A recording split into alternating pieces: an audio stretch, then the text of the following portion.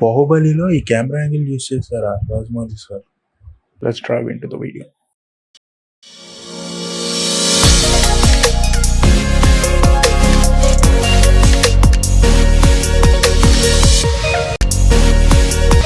ఈరోజు టాపిక్ వచ్చేసి low angle shot and high angle shot.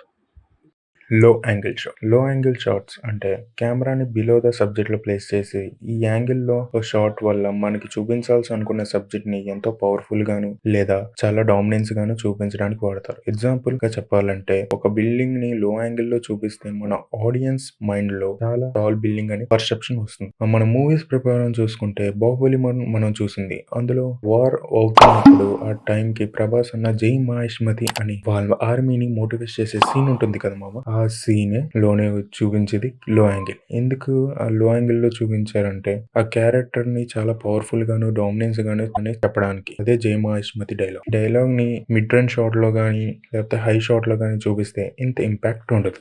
Next మనం డిస్కస్ చేసుకోబోయేది హై యాంగిల్ షాట్. ఇది exact opposite గా లో యాంగిల్ కి. ఈ షాట్ ఎందుకు వాడతారంటే ఒక క్యారెక్టర్ గానీ ఒక థింగ్ ని గానీ చిన్నగా చూపించడానికి ఈ షాట్ వాడతారు. వీక్ గా చూపించడానికి కూడా ఈ షాట్ వాడచ్చు. లేదా ఆ క్యారెక్టర్ ని పైనుంచి చూపించి ఆ పాయింట్ ఆఫ్ వ్యూ కూడా ఈ షాట్ వాడచ్చు. ఎగ్జాంపుల్ గా మన స్పైడర్ మ్యాన్ 1 సినిమాలో పీటర్ పార్కర్ గోడెక్కే సీన్ ఉంటది కదా మామ, అది హై యాంగిల్ షాట్ లో షూట్ చేశారు. అండ్ బెస్ట్ ఎగ్జాంపుల్ వచ్చేసి మనం అందరికీ నచ్చిన మూవీ ఈ నగరానికి ఏమైంది. ఈ నగరానికి ఏమైన తర్వాత వివేక్ వచ్చేసి కౌశిక్ ని ముంతాగదందా అని తర్వాత వచ్చే సీక్వెన్స్ మొత్తం, గోవాకి వెళ్ళే సీక్వెన్స్ మొత్తం మనకి హై యాంగిల్ లోనే షూట్